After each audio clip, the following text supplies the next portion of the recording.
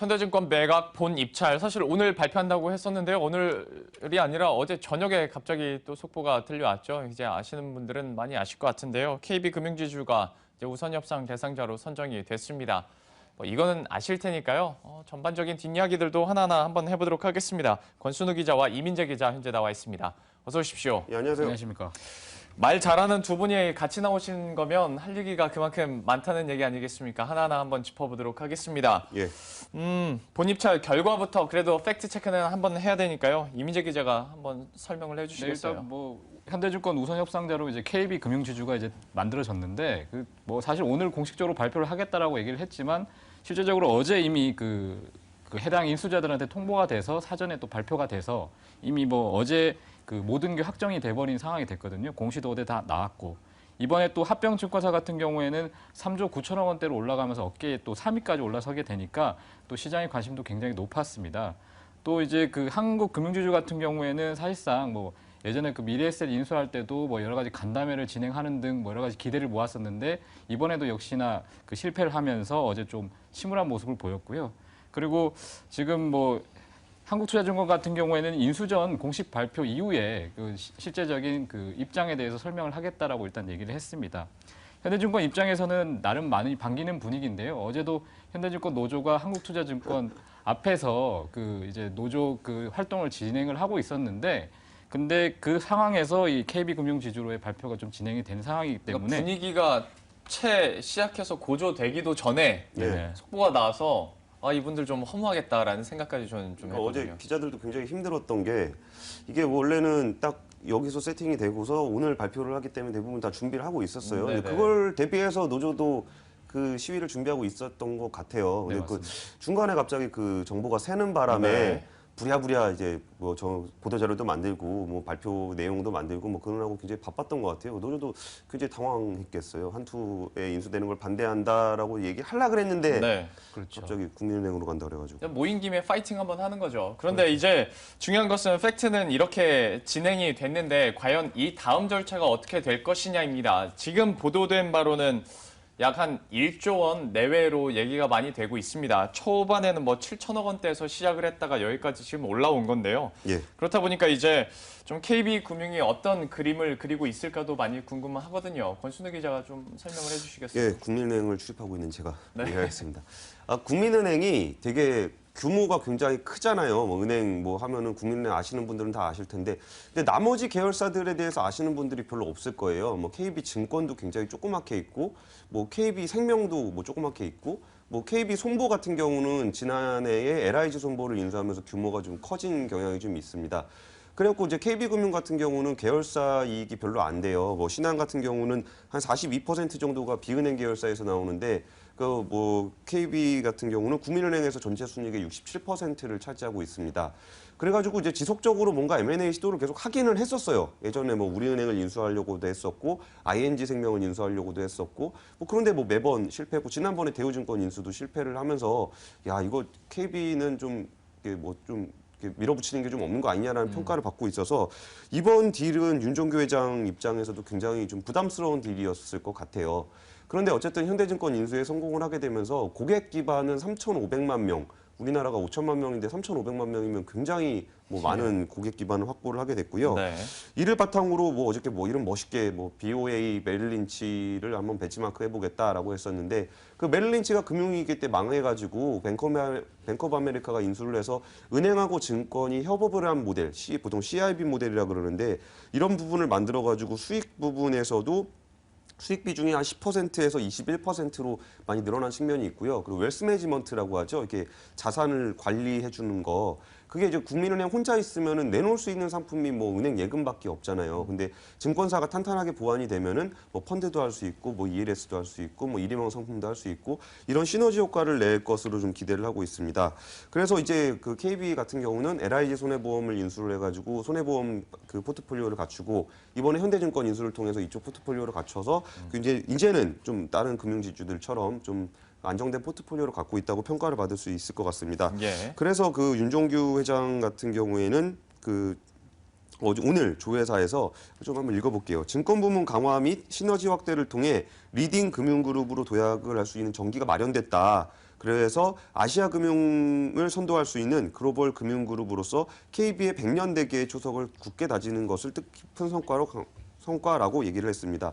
이게 100년 대계라 그러면 굉장히 좀 식상한 멘트잖아요. 좀 너무 하는 얘기 같고. 근데 실제로도 그런 인수전 딜이 한 번씩 있을 때마다 금융그룹이 이제 앞으로 이제 갈 사업 계획 자체가 달라지거든요. 그래서 그 예전에 국민은행하고 주택은행이 합병했던 2000년대 초반 이후에 KB는 건물을 가져본 적이 없어요. 옛날에 있던 건물들 그냥 쓰기만 했었는데 그것도 2020년을 목표로 본사 사업을 짓기로 했고 그렇게 이제 KB금융이 앞으로 도약할 수 있는 기반들, 국내 기반들을 다 갖췄기 때문에 KB금융그룹은 앞으로는 글로벌 쪽에도 좀 더 신경을 쓰겠다라고 밝혔습니다.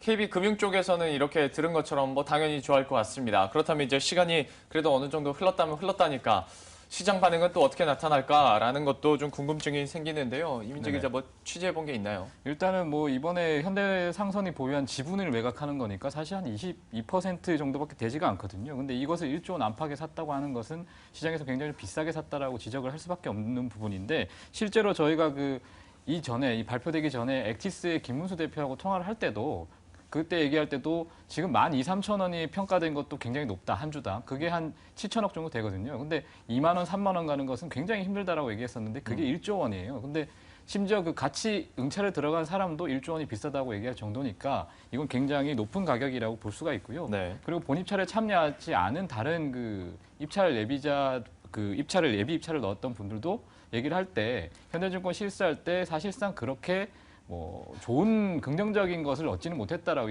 얘기를 했기 때문에 1조 원이 굉장히 높은 가격임은 이제 시장에서는 이미 평가가 돼 있는 상태입니다.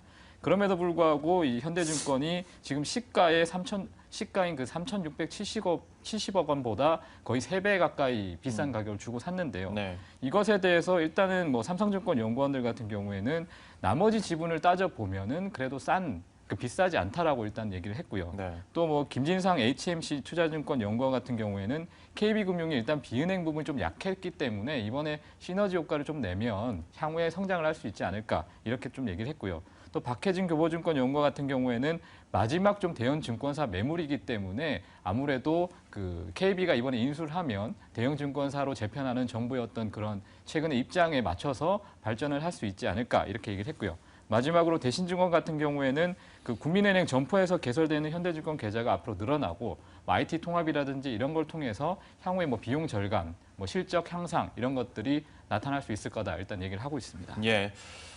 1조 원입니다. 작지 않은 돈인데 결국 시장의 예상보다 더 크게 이렇게 뛰어 올랐고요. 뭐 이렇다 보니까 이제 우리가 연관을 안 지을래야 안 지을 수 없는 게 현대증권 매각과 이제 현대상선 얘기입니다.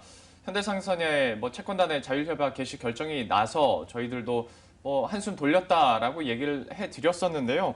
현대증권 매각 1조 원 돈도 많이 이렇게 책정이 되면서 과연 현대상선 더 한숨을 돌릴 수 있지 않을까라고 생각이 들기도 하는데요. 예. 권순우 기자 어떻게 보고 있나요? 예, 뭐 현대상선에는 좋죠. 비싸게 팔았으니까. 아, 그럼요. 예. 근데 그게 뭐 그 현대증권 주가 자체에 어떤 영향을 미칠지는 조금 더 여러 가지 변수들을 좀 볼 필요가 있을 것 같은데 뭐 이민재 기자 얘기로는 뭐 국민은행 주가 괜찮을 수도 있다. 뭐 그거 저는 인정을 해요. 이게 현대증권 같은 경우에 한 3천억 정도 1년에 벌거든요. 그러면 1조면 3년이면 뽑을 수 있는 거 아니냐 뭐 이런 얘기들을 이제 KB금융지주 내부에서 좀 했었다고 하는데 현대증권 자체가 그 현대그룹이 어려움을 겪으면서 굉장히 망가졌어요. 그래가지고 현재 주가 수준이 많이 떨어졌다라고 볼 수 있기 때문에 이제 KB 가면 조금 더 오르지 않을까라는 기대를 해볼 수는 있을 것 같긴 해요.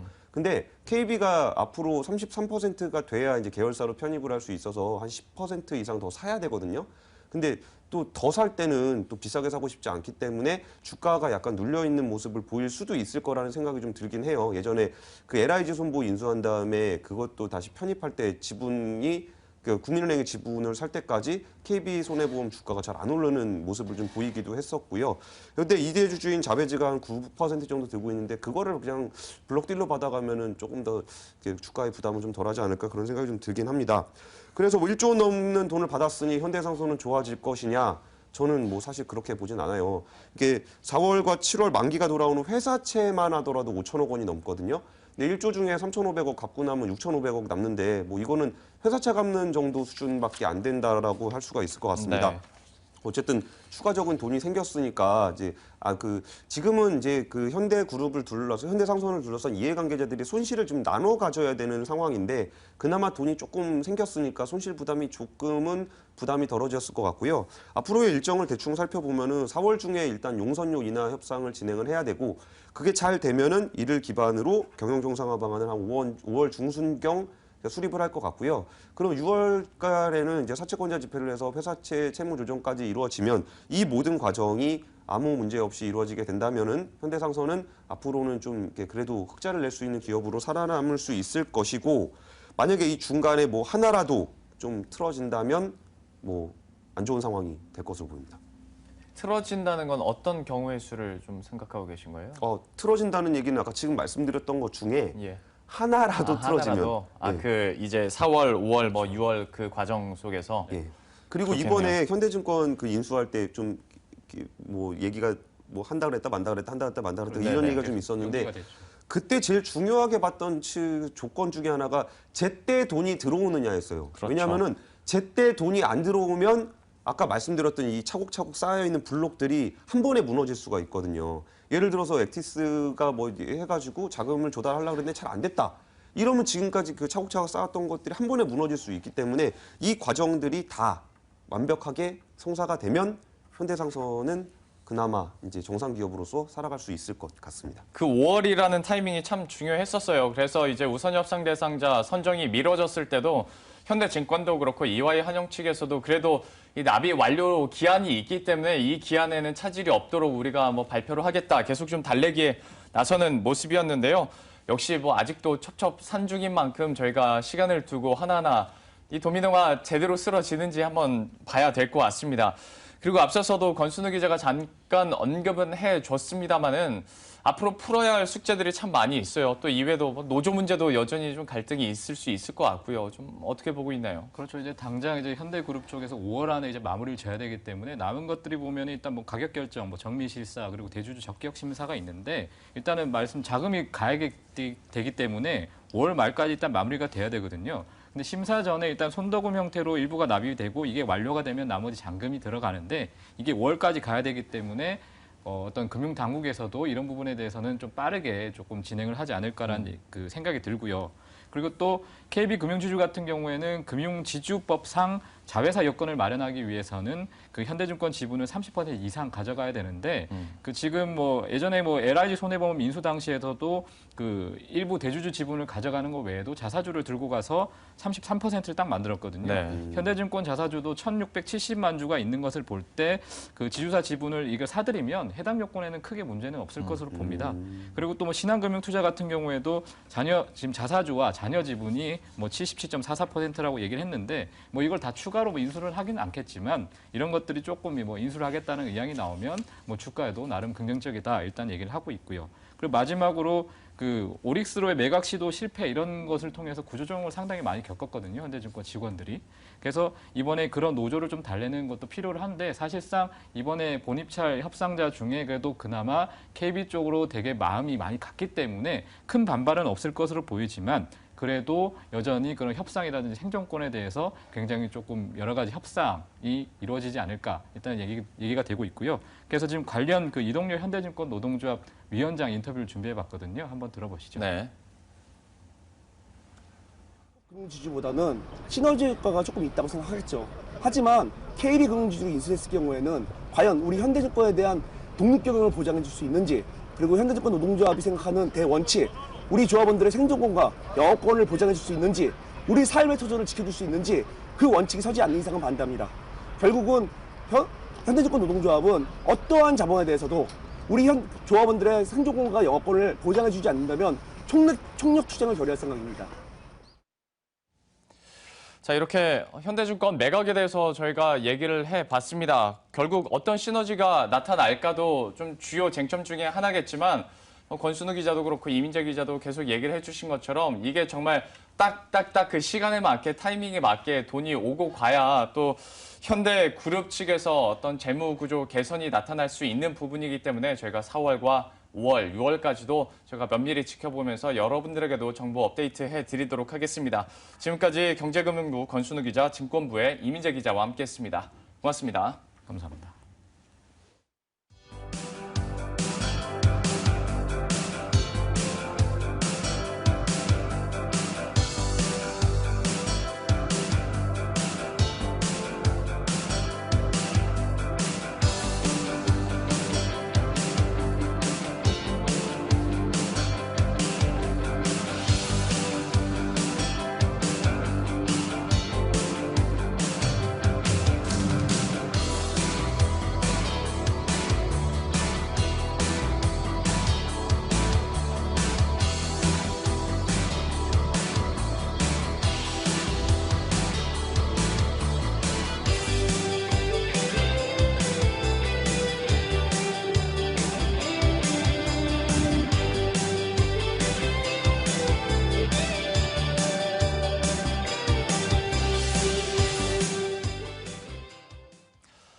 저희가 오늘 글로벌 이슈들과 그리고 현대증권 내각에 대해서 집중적으로 한번 다뤄드렸는데요. 4월 시작하면서 그래도 글로벌 시장에서는 좀 훈풍이 불고 있다고는 합니다만은 국내 시장이 참 녹록지가 않은 것 같습니다. 여러 가지 이슈들도 계속 터져 나오고 있고요.